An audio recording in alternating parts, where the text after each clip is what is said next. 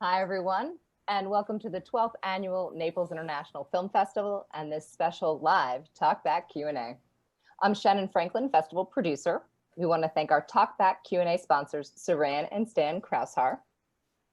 Today, we are so excited to be talking about the incredible documentary feature, Bastards Road. And from the film, we are so delighted to have the film's producer, Brian Morrison, and of course, Jon Hancock, who the film is about. Hello, gentlemen. It's so good to see you. Hey, Shannon. How are you? It's good to be here. Hi. So, so a little bit of business to the audience right now. We are live. And so if for some reason you have not seen the film, you could stop right now if you don't want to have any spoilers, and we will have this conversation. And then after it's done, it will be recorded. So you can come back and watch the film, watch the Q&A after. So that's the warning. From this point on, we're going to talk freely about the film. Also, we do have our chat up, so please feel free to start asking questions, and I will start things off. So may I just say, we are so truly honored to have this beautiful, incredible, powerful documentary as part of our program, bringing it to our Naples audience. And it is such a privilege to have both of you here to speak about the film.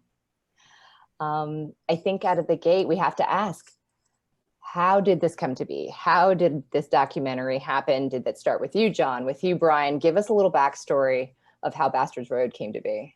Well, Brian will probably take this all, but I'll just tell you that I was already walking for about 1,300 miles when Brian and I got in touch with each other, and Brian really initiated that. So go ahead, brother.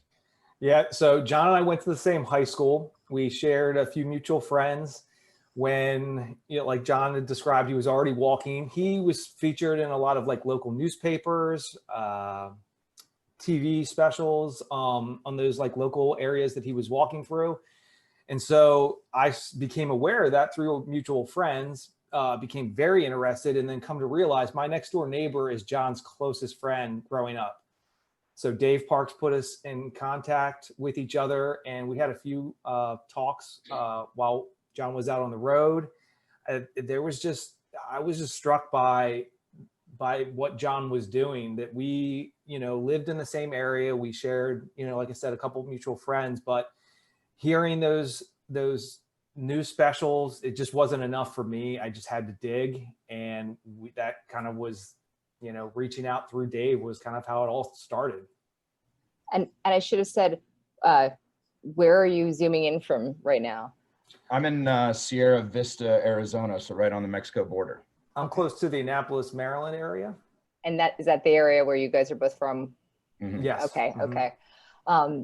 So I think, well, you know, obviously we would all love to be able to be together, and the opportunity to see your film here and have people here in person watching it. And I think the piece that, of course, we would so much want to have for you is, I know that if we were having this, you know, post-film Q&A and we brought you up front, I know that everybody right now would be standing up and applauding. The film is so powerfully honest. It is so moving. It is so, I mean, it just gets you. And so I think the question is, Jon, how did you feel about this opportunity? You're doing this very personal journey.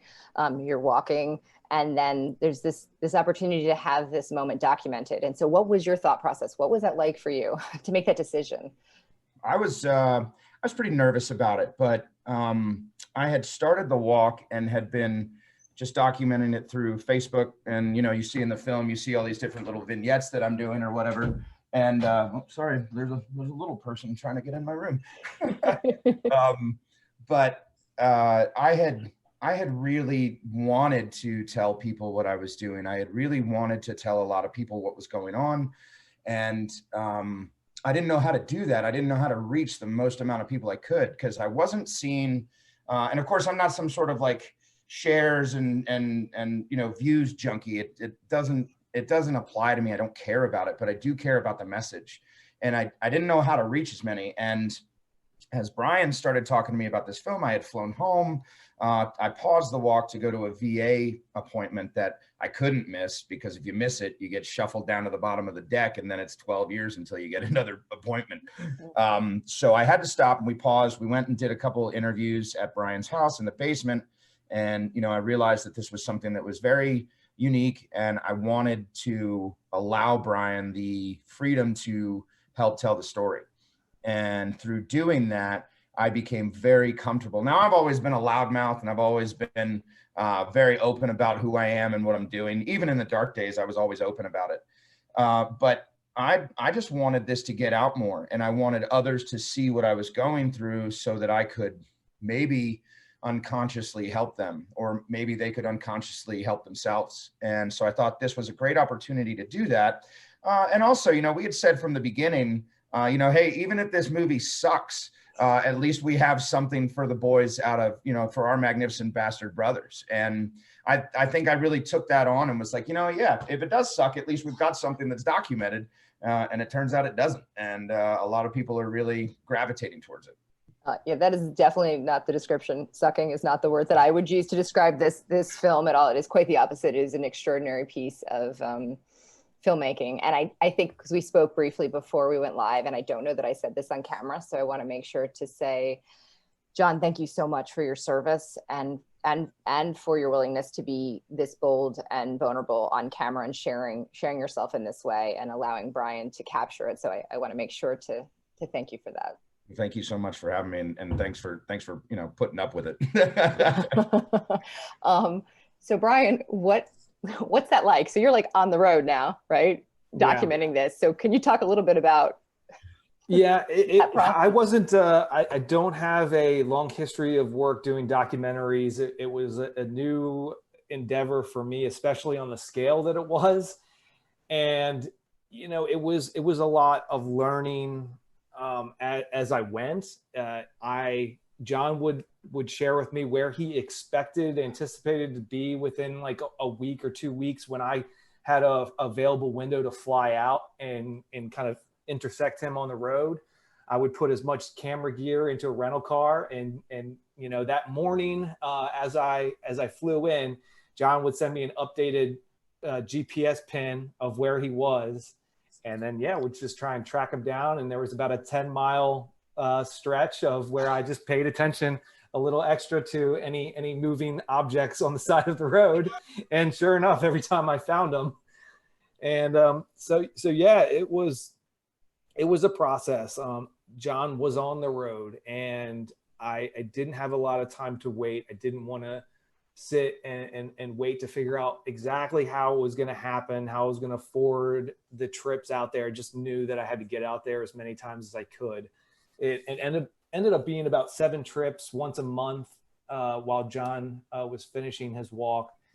And it was an incredible experience. It was difficult in different ways. And, you know, when it first started, it was Jon and I on the road. And upon the first meeting, when Jon was able to communicate to the brothers he served with and said, like, hey, there's this guy following him.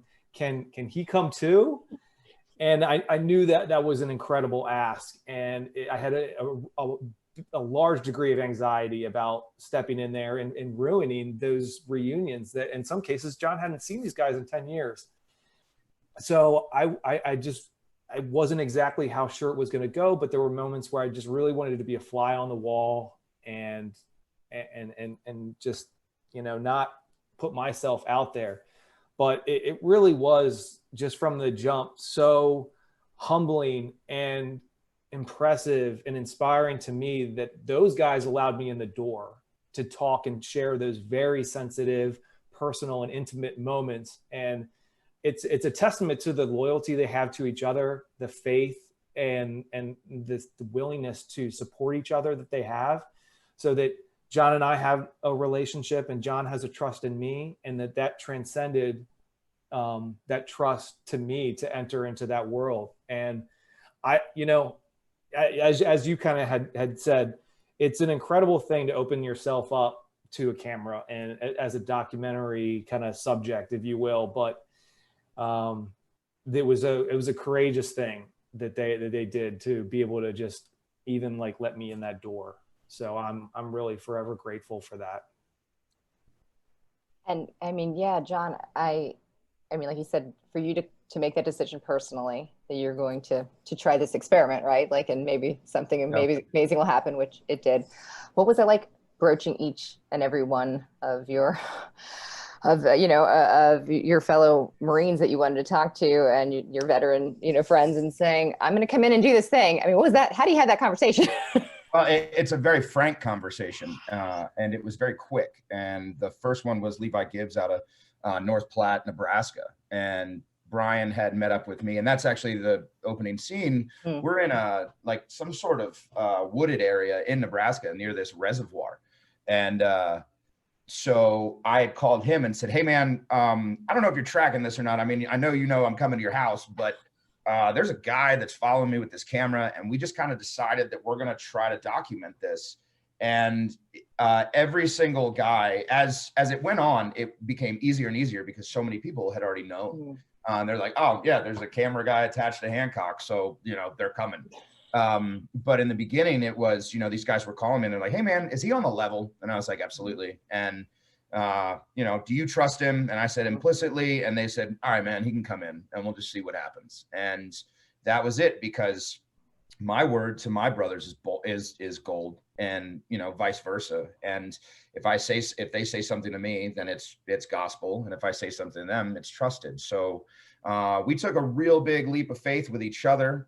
We had a fast and furious friendship that ramped up very quickly between Brian and I, and that was apparent when we would go to these different places and see all of my boys.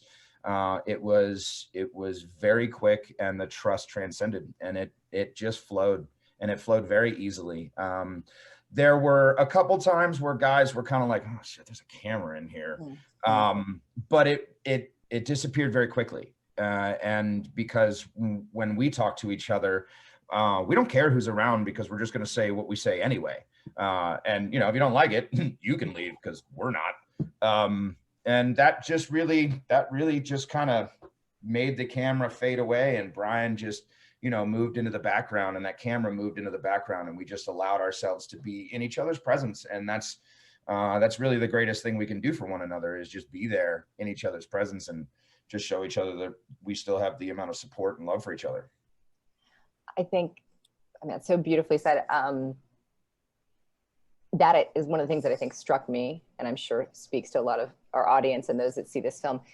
It's startling to actually feel that you're a part of, as an audience, such an intimate conversation, such an authentic conversation of very, very difficult subjects. And that I don't think I've ever seen those kind of very honest conversations had in this way. And that's what makes it so much more powerful. And I say it's difficult to watch, because, these stories are so real, and they're your personal stories. And it's a privilege to be able to allow us on the inside, because it's so important. And I think that, I mean, the fact that very early on you were able to create that space, both of you, right, to let us in, means the world. And I know I have family members and friends who are in, who have served, who are serving. My father, before I was born, was in the Marines, and you don't always see this kind of frank, honest conversation around how difficult these things can be.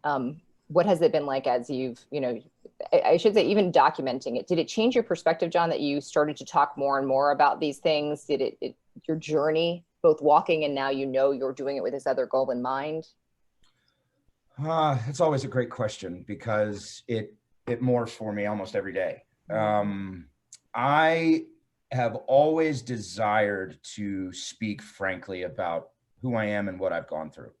To lay myself naked on the altar of humility and just say, hi, I'm here. But as we've moved on, and I've seen so many veterans and so many civilians just gravitate to this film.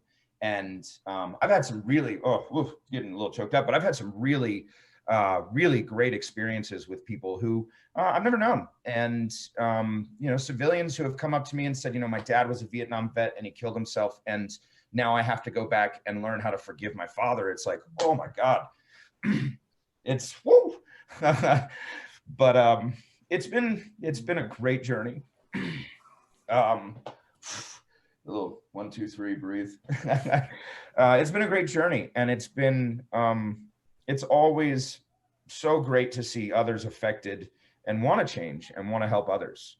And that's really where we are now. I just want more people to know what a warfighter goes through and what they do on the back end. And I want them to know that it's okay to speak out, and that you're not going to be judged. And, you know, you'll catch a little judgment every now and again from some people, but screw it. Leave them alone, you know, move on, because you're bigger and badder because you're honest and because you're open than they could ever be. So, you know, I mean, the people that want to sit in the dark corner of the internet and talk and be rude, let them have it. Go ahead. No worries. Don't read the comments anyway. Just keep moving on with your life and keep building yourself up. And the right people will gravitate to you.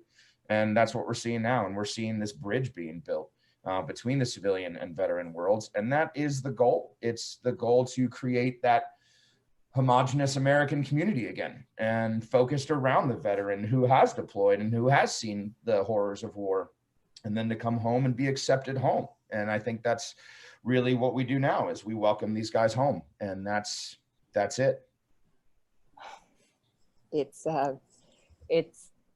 It's incredible. I mean, it really is. And we so appreciate your continuing to put yourself out there and have these conversations that I can't even imagine how difficult it is to have, no matter how many times you talk about it. And each time you do, you open that up for so many others who may not feel comfortable, but you show that it is not only okay, but it is needed to share and to speak with whomever you trust and feel you can. And, you know, I think one of the things that works so successfully with this documentary is speak of cinema, right? So there's these amazing, you know, you're capturing this on your own, Jon, for the times that Brian's not there. And right. and you know, we can't not mention there's humor in this, in these darkest of moments, which I do think is so important. And your personality and how I see how you've been able to persevere is these moments of humor and your truth, which is great to see, and your filming stuff. And then the juxtaposition, Brian, of when you're there, your cinematography is breathtaking. The visuals are so beautiful. And I think that balance of the two really draws the audience in further. And it's this incredible cinematic masterpiece inside of the most raw and real and emotional storytelling. And those two pieces, I think, is what struck me immediately when I started to view the film. Brian, that's quite a compliment. I mean that. I mean, was there thought in that in terms of the look and feel of how you present this very important story? Well, you know, that's where my head was at upon, you know, beginning the work. Was my mind, you know, went to, I'm a filmmaker, I think visually most of the time.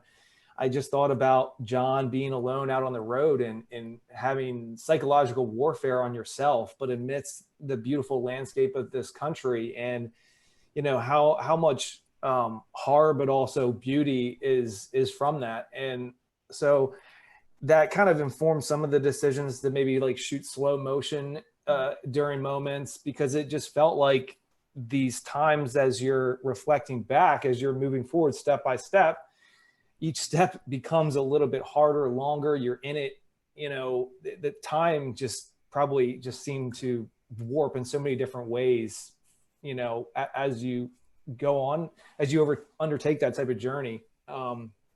So yeah, it was very important to me to have that grounding, that base of Jon out on the road, and then the intimacy.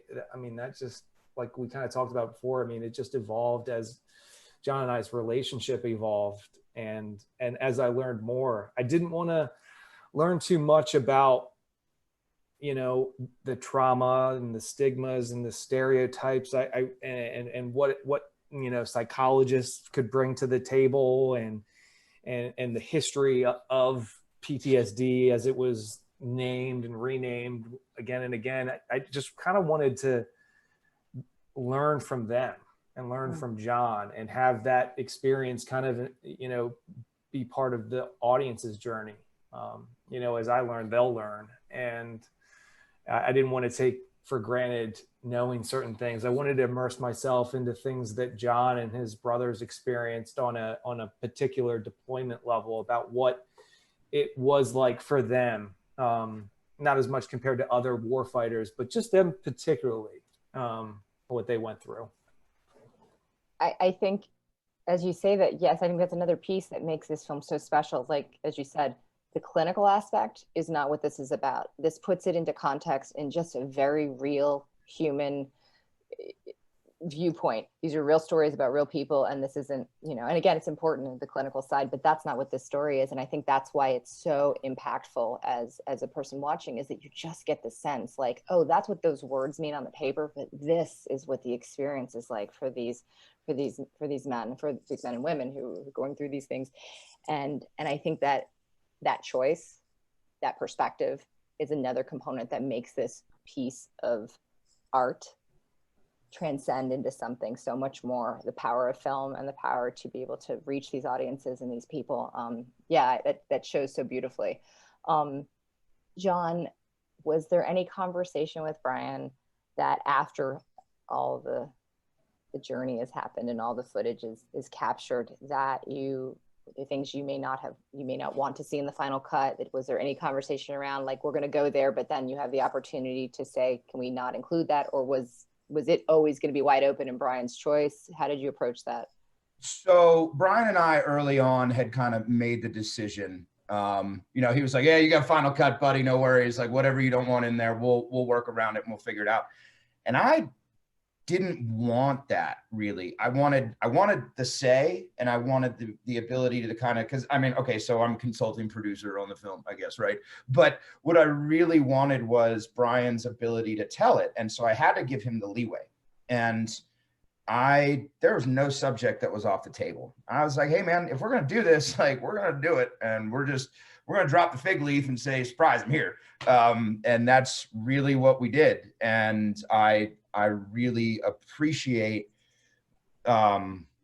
Brian for doing that. And I'm actually really impressed with myself that I allowed that amount of freedom in telling another person's story. And so these are, Mark is the kind of the narrative arranger, composer, producer on the film, and he might join us a little bit later, depending on, but I've never met two civilians that, minimal military background. A couple people in Brian's family have served, Mark's family had served, but these guys hadn't served. And I've never met two civilians who were more engaged in military history and learning. These two guys can talk about the 2nd Battalion, 4th Marines all day. They can tell you, order of battle from what a fire team to a platoon to a company to a battalion looks like. And a lot of guys can't do that. So it was very neat for me to see them sink their teeth into this in a way that was not me telling them, hey, you got to learn about this. They wanted to learn. They wanted to understand it from a very soup to nuts idea. And so that really gave me the confidence that I didn't have to be either hands-on, and I just allowed them to kind of flow. Now, it's no secret that Brian and I have had arguments about what goes in and what doesn't go in.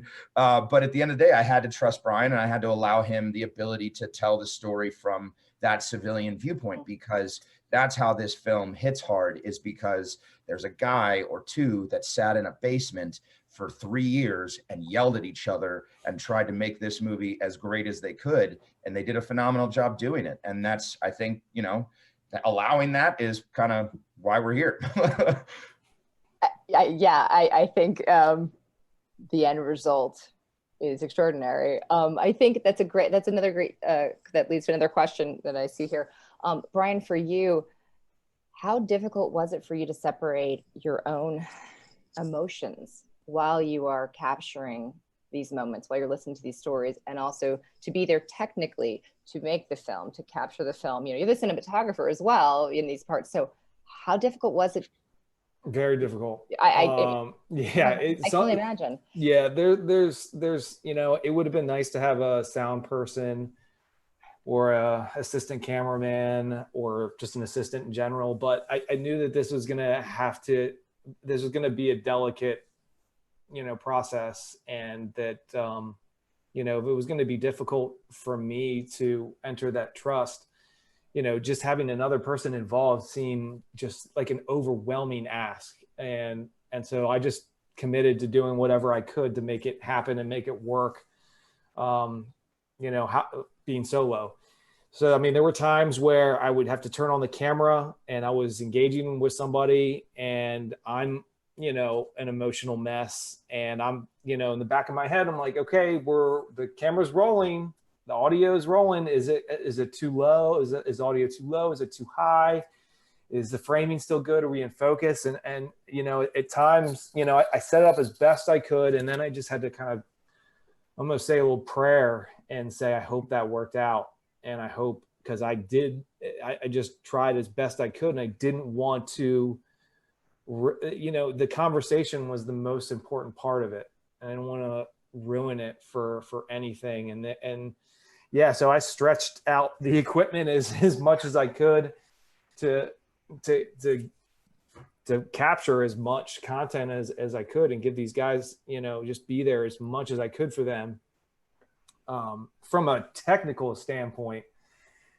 And yeah, so yeah, but that's the thing that I take away the most is those moments where I just kind of look like peeked over at the camera very quickly and say, I hope, I pray that this has worked. And yeah, I mean, for the most part, yeah, we were good, but it did come with its fair share of anxiety. Especially, you just go to some of these places and the last thing in the world is to do it for nothing. So, but yeah, so it was a balance, and your stuff, your craft or whatever, hopefully you make the right decisions to, reduce the amount of problems later. Right. But then also, like you said, you're a man standing there witnessing these incredibly difficult, powerful moments in these conversations, and you have to keep it together because you're doing this job, but also, that's not easy. So Jon, did you see bits and pieces of the film? And if not, anyway, however you cut it here, what was it like seeing the film in its entirety when it was done? So I had seen the initial draft cut that they had, and it was like 3.5 hours long. Sure. And I watched all of it and I was like, that's it. We're good. This is done. This is a Martin Scorsese movie. It's 3.5 hours. We're done. Cut it, wrap it. We're good. And of course they're like, yeah, no, you're out of your mind, Jon. This is just the first thing. And so I had been, and this is very odd because this is not normally what happens, right? Like the subject of a documentary doesn't, get a say in things. They don't like watch all these cuts. And every single time Brian and Mark would kind of have this new cut, they'd send it to me and I would watch it and rewatch it and rewatch it. And we'd talk about it. And as it would get whittled down over the course of time, I think we had like a 2 hour and I was like, man, this is really great right here. I think we're good here. And they kind of thought so too for a little while. And then all of a sudden it went to like 90 minutes. And I'm like, no, we can't do that. We've lost so many things. But you understand you've got to cut for time and you've got to, keep audience attention and then just, flow of a film. And then I saw the final product and I was enamored with it. I was like, this is it, man. Like, I know there were some things that didn't get in there and that's sad, but this is really it. This is perfect. And I really enjoy this film. And so I've been in a weird consulting producer way involvement, throughout the course of it. But it was very neat to see. And I guess the first time I had seen any footage, I was on the PCT, actually. I was on the Pacific Crest Trail. I was coming up to Mount Hood and I had turned this corner. I'm on this cliff. And all of a sudden I get this amazing cell phone reception. I hadn't had it for like 4 days or something. And my phone is just going nuts, right? And so all these updates and I look and I've got like 700 some odd little red ticker things on Facebook. And I'm like, what is this? So I open it up and Brian has shared this initial kind of walking trailer thing of it. And I was like, well, and I sat on the side of this cliff and with Mount Hood in the background, and I'm just crying watching this. And I'm like, oh my God, this is amazing. And so of course I tried to call him and then my cell phone reception cut out and I was like, damn it. So when I got to Mount Hood, actually to the Timberline Lodge or whatever that is, I called him and was like, dude, this is amazing. So I was really worried about you on the trip. I hadn't heard from you in like 4 or 5 days. And I was like, I was worried about you. I had contacted Wiley and a couple other guys. I was like, have you heard from Jon? Is he okay? What's going on? I hadn't seen anything. Yeah. So yeah, I was really anxious to hear back from you for a couple. Yeah, and I think that's kind of the other thing that we haven't really talked about, but it is dark and very real, is that the reason Brian just jumped, like shotgun blast, here we go, was because I don't think Brian knew if I was going to make it the entire way. I mean, you get hit by a truck, you get eaten by a mountain lion, something. I mean, you can die on this thing. And I think Brian really was like, holy shit, he could die. We really need to actually try to document as much of this as possible, maybe even for posterity's sake, because I don't know if this guy's going to get hit by a truck tomorrow. Yeah, see, almost 6,000 miles. That is an extraordinary journey. And how long, I know we talked about, how long was the whole process for you? So 1 year, 3 months and a day, 5,800, 5,807 miles, about 30 miles a day with a 70-pound pack, 7 pairs of shoes. And I started the walk at 6 feet. I ended and am now 5 foot 10 inches. Yeah. Wow. So if you walk 5,800 miles across the country with 70 pounds on your back, you're going to lose 2 inches. The two other facts that I thought were striking, and for people wondering, did this actually happen? That when Jon, when you give the amazing speech at the end of his walk, he doesn't take off his backpack. And that was it was an edited version of Jon's speech. Yeah, that speech was about 14 minutes long. Yeah. And he's just wearing his backpack. I put that on just a few times just to kind of feel it out. And it was, I mean, I'm not out of shape, but that was too much for me. That was too much for me to wear for a minute. And it was just striking. And the other one was, Jon, you were still getting blisters on your feet after 3,000 miles or? Yeah, I didn't stop getting blisters until I got off the PCT. And I don't know why, but I think that ground was so soft and there was so much pine needle all over the trail that it was so soft. It was just walking on pillows. But yeah, I was getting blisters up until 4,000 miles. I mean, it's the physical brutality on your body to take that journey, and then matched and gave us just a piece of what I imagine the emotional journey that you are on, that, as you said, your brothers are on, and those two kind of went hand in hand. And I think also created for us more of that visceral experience of just this much of what it must be like to take this journey and yourself up. And that really transcended into my life now, and I found what really helps for me, and ultimately looking at other veterans and how the success of the veterans who have had success in coming out of the darkness is there is an amount of physicality that you must do every day, and you have to push yourself either in the gym, hiking on trails, whatever your kind of thing is, and you find that you like, you got to go do that, and you have to do that every day, because the amount of positive endorphins, but the amount of time you spend outside and just dealing with those things, your brain will start to help itself as you're continuing to go through these processes, because you are doing something that is physically hard in nature. Now, I'm not suggesting you go walk 5,800 miles. I mean, if that's your thing, go do it. More power to you, brother. But I think everyone needs to really refocus. What helped them in the military was the physicality of it, and that you had to get up in the morning and run 3, 5, 8 miles, whatever it was. You had to do these things. You had to do swims and all sorts of stuff. So hearkening back to that in your civilian world now is really a benefit that I think a lot of guys don't. You get out and you're like, I don't have to run 5 miles this morning. I'm going to eat 3 McMuffins. And that's, sure, go do that. But that's not helpful. And I think the helpful side of it is the physicality, and also being in nature. And, I'm a big proponent of going and hiking.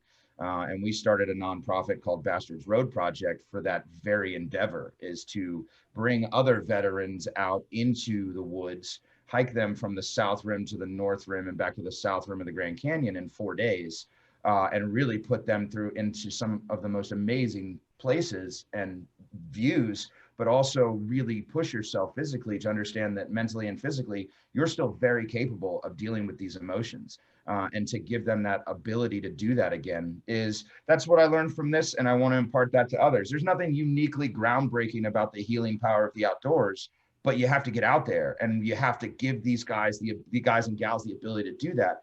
And so we started a nonprofit, and then COVID hit and everything shut down. And I'm like, so we haven't done the inaugural hike. I've done a bunch of test hikes. And so with a couple different Marine Corps brothers of mine that live around the Arizona area. So we'll get that rocking and rolling into the new year. And I'm super excited about it because, our tagline is hike long distances, figure some shit out. And that's exactly what you do. That's a good tagline.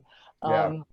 Well, as you said, so the film, I know that the film had an opportunity to be screened in person in the beginning of the year, right? And I must say to everyone, your film has and is making its rounds to so many film festivals. It is winning so many awards, many audience awards, well deserved.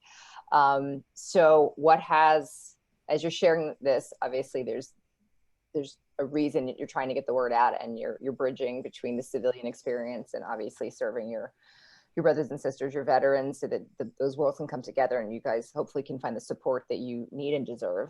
So what has it been like, the reaction to the film? I know there was an in-person moment, but also this virtual. What has it been like sharing this film with everyone? I've enjoyed it. I've enjoyed everything that is coming. In the beginning of the year, it was very humbling to see the first. We were in Santa Barbara, and that was the premiere. And we'd screened on I think it was a Friday, maybe it was a Friday or Saturday. We had screened at a 150 person theater.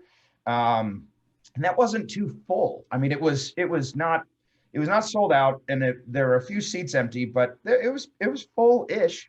And at the end of it, nobody really left, and we did this Q&A, and it was very emotional. And that was the first time I had, gotten in front of some people. And then Santa Barbara said, hey, there's a venue change, and you're in the Libero tomorrow, and it's a 650 person theater. And I'm like, oh, whoa. And the next day, we walked into the Libero, and I sat in the back, and it was damn near full. And I was like, wow, this is insane. And so to see, and Santa Barbara is a huge civilian community. There's not a lot of military people up there. There's not even a lot of retired military up there.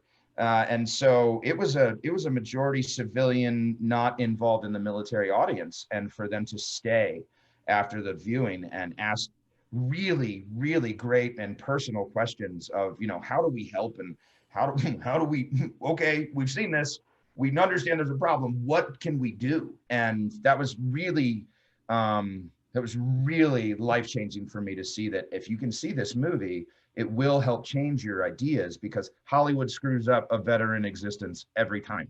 In every TV show and every movie, it's got to be this, he's got to have PTSD, it's got to be angry and flashbacks and this and alcohol, and they get it wrong every time. And so for them to see a very honest portrayal of what I've been through and what some of my brothers have been through, it knocks them off their feet, and just, okay, we need to really help this. And over the course of time, there've just been people, and even in the virtual community now, there've just been so many people that want to help and want to go do things. I mean, Brian will remember this. We had a lady in the Libero screening, and she wrote this amazing little review on Facebook, and she said, I was so moved by the film that the next day I went out and I volunteered, and I still volunteer for this veteran nonprofit in my area. And I was like, that's it. This is what we're doing. So it was amazing, and it's been amazing. Yeah, it's been a humbling experience to finally share the film with people, and the reception from the civilian audiences, like Jon described, has been so encouraging. The feedback from the veteran community, of course, like we have spoken to, we've had a pulse on Jon's take and some of their brothers as the film has evolved. We didn't want this to be something that was going to reinforce stigmas and stereotypes that are already out there with films that try to highlight PTSD. And, yes, it is a problem. It has always been a problem for warfighters coming home. We wanted to try and not spin the narrative, but we wanted to balance it in a way that we don't think it's been approached in that way. There's the strength and the resiliency that our veterans are facing as they struggle through these challenges. And a lot of that is just glazed over. And I think Jon's journey was a perfect way to give a platform for that and to see his brothers rally around him. Because there is this a tremendous brotherhood and this support network that, you know, whoever you are, you know, we can all aspire to have that kind of support and brotherhood and selflessness to each other into a bigger network. So I feel like there's so many takeaways from this outside of the military community, but we are, you know, like you guys have mentioned, trying to bridge a gap of understanding that is, we feel like it does exist between veteran and civilian world. I mean, if you just look at the numbers of the amount of warfighters that actually fight as a percentage of our overall population, you know, meeting a combat vet is these days from the Iraq and Afghan wars is you're kind of like a four-leaf clover in a lot of ways. And of course, like it's going to be more difficult to understand what they're going through when you maybe not have somebody in your immediate network that has experienced those things. So, you know, every generation is going to have to tell these stories. We're going to have new stories that update, whether it's, you know, Taika Waititi's like film Jojo Rabbit that put a new spin on Nazism and what happened there. It's like every generation kind of needs a new story.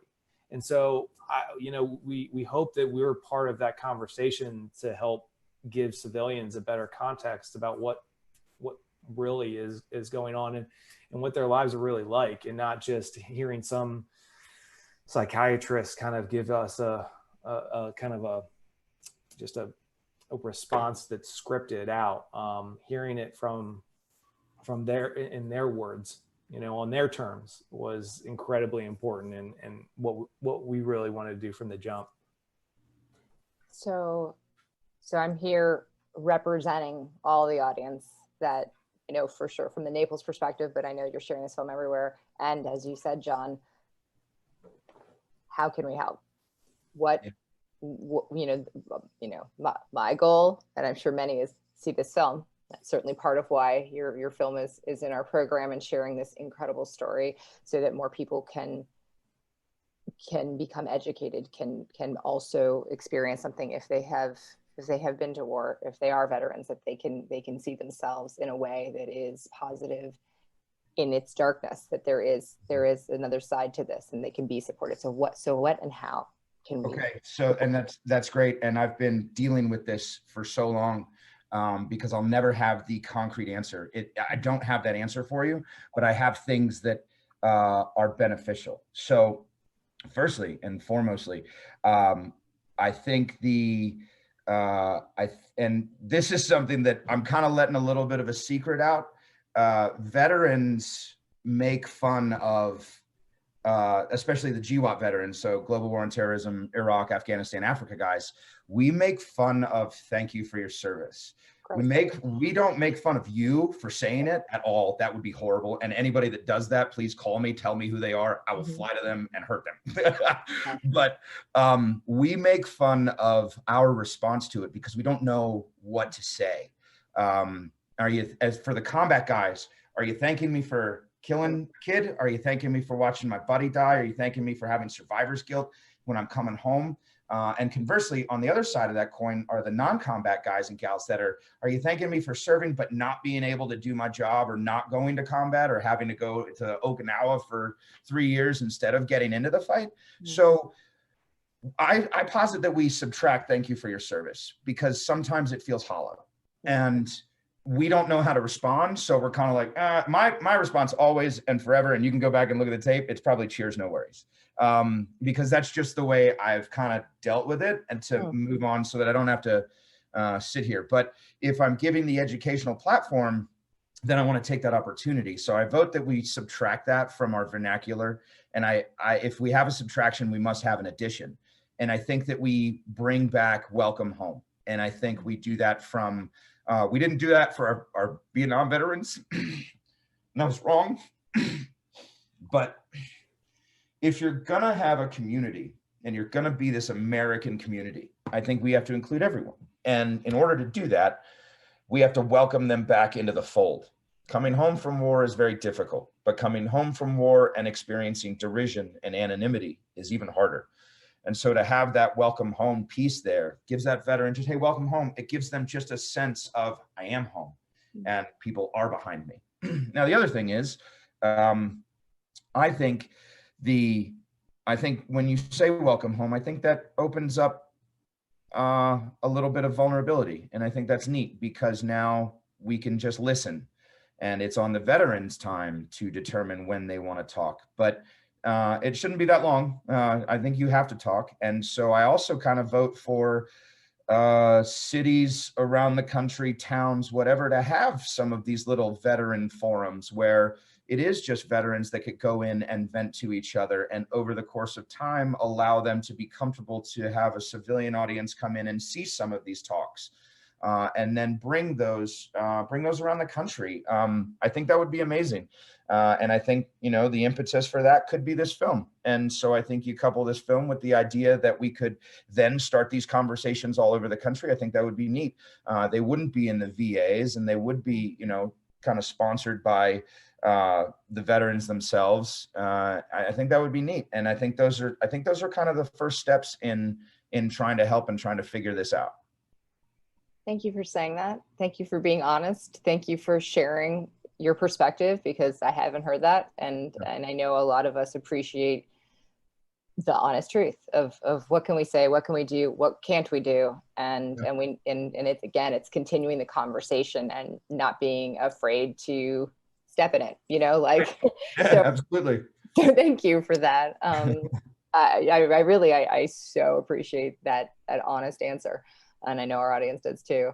Is there anything else you want to add to that point there, Jon or Brian? Yeah, I would just say that. I mean, through the process of making this film, I dealt with a lot of anxiety of what to say in those moments that are, people would expect to be uncomfortable. And I think you just get into the emotion that the person gives you, and you'd be willing to go to a place that somebody, if they're going to share some very personal, intimate moments. I mean, it's just, there's no perfect thing that you have to say on the receiving end. You just be an open ear. And I think that there's so much value in that you don't need to stress and hold some anxiety over what is asked of you. Just being that open ear is enough. So this has been an incredible opportunity to speak to both of you, and to, again, I can't say it enough, the opportunity to share this story with our community and the ripple effect that comes from that. And then having this behind the scenes intimate conversation to really get another level of insight into what went into making this film, who you are, Jon, and your willingness to be, I keep saying it, vulnerable. I mean, it is a vulnerability, and it's a bravery, and I think a different way. And we so appreciate that. And Brian, for you to be the person to capture this and to give the space to allow Jon and all of his brothers that safety of being authentic and knowing they're in good hands, that you are the right person to have told this story, because the end result is this incredible film. So what is next with the film on this journey of storytelling? I know it's on the festival circuit, and what is next with both of you? What's going on? And I know you shared a little, Jon, as well, about your nonprofit, but I just want to kind of make sure we wrap with those last pieces of information for everyone. Well, please keep up to date with Bastards Road. If you watched it, if you connected with it, as we are searching for our wide release and our home for the film for the foreseeable future. We have a few film festivals to kind of finish up the year. So that's our goal to this point, is to wrap that up and to find some partners and people that believe in the film, find professionals that believe in this and the utility that the film can offer the community in a mental health space, in a veteran space, in a civilian space. We want to just be able to connect to the people that really can find support from it. And, we'll keep fighting for that, and like, you know, I'm so thrilled that Jon has started the nonprofit and that's kicked off. I'm really happy and excited to see that lift off. I know it will. And yeah, so 2021, get here soon. Right.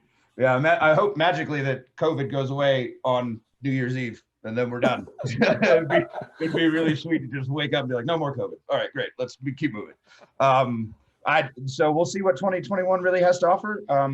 I am working through some of the combatant commands now and the actual active duty military services to get this screened by the active duty military personnel now. And to do that on a larger scale, because I think it would be a benefit for the guys and gals that are deciding to get out or retiring. They get to see something that, you know, they could experience themselves, and to see someone else who has gone through it and been honest about it might help them in their transition to the civilian world. So we hope to do that as well. And then, you know, just forcing the function of getting some of these guys and gals out here to hike, and to involve the Gold Star families later on in that process, and then to build those hikes all over the country. I've got a couple guys working on some things for me in South Dakota and Wyoming right now, and doing some mountain treks to see what viability is for a 4 or 5 day hike out in those areas, and up in Washington as well. So I'm really hoping to just figure out how to do that, maybe be a public speaker so I can quit my job and just do veteran advocacy work all the time is the dream. But until that happens, until you know, Netflix pulls their head out of a hole and decides that they want to actually take this film, you know, I don't think that works. Well, I definitely think that your path, you're on that path because you are an incredible spokesperson and advocate for this very, very important subject. And, you know, this journey is taking you in all different places. And I think we are, you know, you're part of the NIFF family. You're going to keep us posted on everything. We are here. We are supporting you how we can. And it's, again, I keep saying the ripple effect. And I just want to say how much it means to have both of you here. And Jon, how happy we are that you are here and that you're here. Thank you very much. So thank you. And Brian, thank you for taking the time and making this extraordinary film. And so with that, I'm going to thank our audience for their ongoing support of Artists Naples and the Naples International Film Festival. And we will see you all next time. Thanks so much. Thanks, guys. Thank you. Bye. Thank you.